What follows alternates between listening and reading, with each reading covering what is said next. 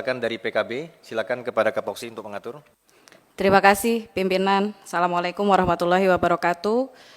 Ketua pimpinan dan sahabat-sahabat Komisi 7 yang kami hormati. Oh iya, saking cintanya sama 7. Komisi 12. Dan Pak Menteri, Pak Wamen beserta jajarannya yang sangat kami banggakan. Terima kasih paparannya Pak Menteri. Betul tadi yang disampaikan oleh Pak Gunhar dan Bu Teti, kata Pak Gunhar kepanjangan, tapi kata Bu Teti mendetail. Dua-duanya saya sepakat sih. Mungkin sebagai koreksi sedikit ke depan, supaya bisa yang disampaikan itu tetap detail Pak, tapi bisa lebih satset kalau kata Pak Gunhar gitu. Yang berikutnya, kami juga sangat mengapresiasi Pak Menteri terkait apa tadi capaian yang sudah dilaksanakan di 2023 ya, termasuk triwulan pertama di tahun 2024. Saya yakin ini juga membutuhkan effort yang sangat luar biasa, sehingga semoga Pak, semoga dengan pemisahan kementerian ini, baik di Kementerian Kehutanan maupun di Kementerian Lingkungan Hidup ini bisa saling support ya.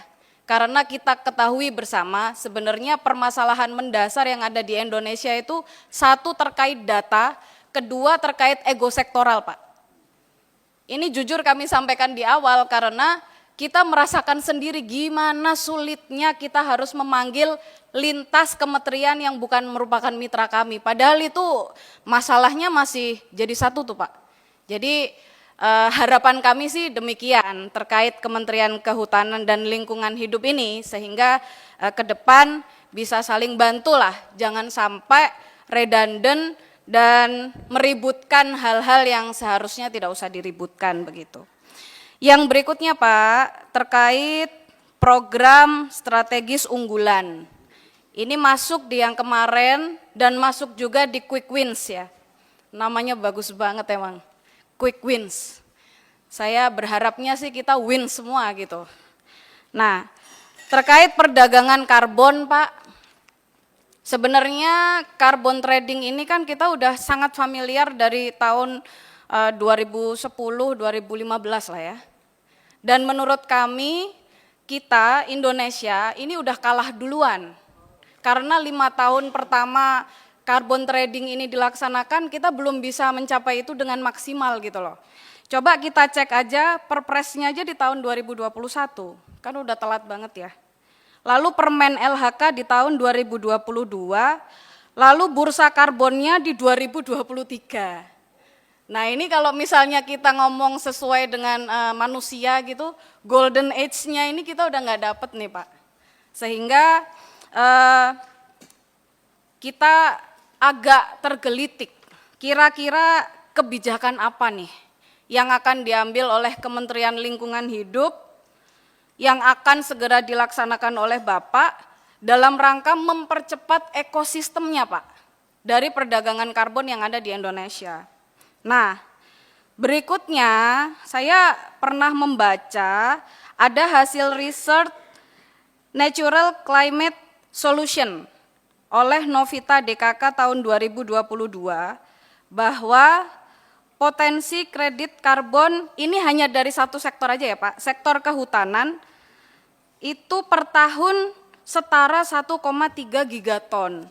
Dan itu kalau misalnya kita kalibrasi ke ekonomianya, sepertinya kita udah bisa tuh Pak meningkatkan kontribusi PDB untuk Indonesia ya, di tahun 2030 menjadi 4,39% dan di 2050 di 8,78%. Sedangkan untuk kontribusi ke pendapatan negaranya itu hitungannya ini bisa 3,29% di 2030 dan di 2050 tojak 7,08%. Nah, ini menurut pemahaman kami Pak, kalau Bapak tadi menyampaikan bahwa kita harus nih punya PNBP tambahan dari sektor ini gitu.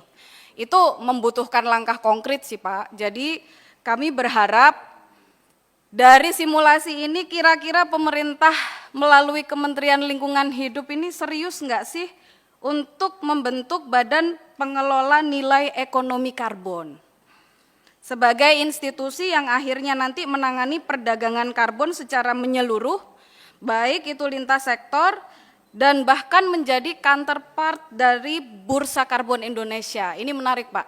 Tadi sesuai paparannya Bapak, ada inovasi ya, inovasi terkait sistem registrasi karbon nasional yang bisa mensosialisasikan juga ke masyarakat bahwa ngitung karbon itu gampang loh gitu. Kalian bisa kok ngitung sendiri dan lain sebagainya. Itu menarik menurut saya. Dan yang terakhir, Pak Ketua, pimpinan, juga Bapak Menteri, mungkin ke depan Pak Menteri, kami butuh paparan dalam bentuk diagram rasio, Pak. Yang itu bisa memotret postur anggaran kementerian Bapak.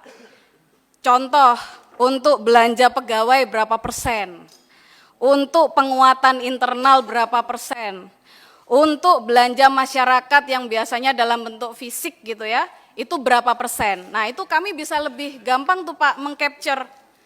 Karena ini tadi saya bolak-balik belum ada Pak Hanif.